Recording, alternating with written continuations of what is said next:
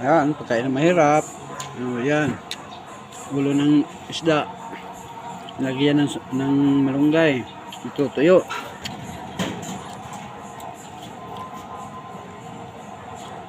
Cookie po. Ayan. Ma'am. Cookie. Mais.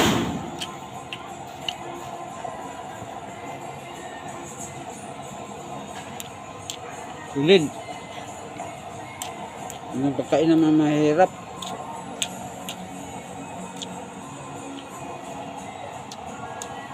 Ito na lang tayo sa niyos na mais. Wala pang diabetes. Kasi walang chemical. Hindi kagaya ng bigas na palay. Galing na ibang bansa, may mga chemical na. Kaya ang buhay ng tao ngayon, hindi abot ng 50. Magre-rest in peace na. Kasi sa mga chemical. Mabuti pa. Para abutin tayo ng matagal-tagal din. Kung gusto mo pang mabuhay sa mundo.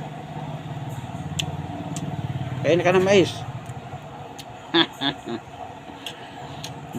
Sarap talaga.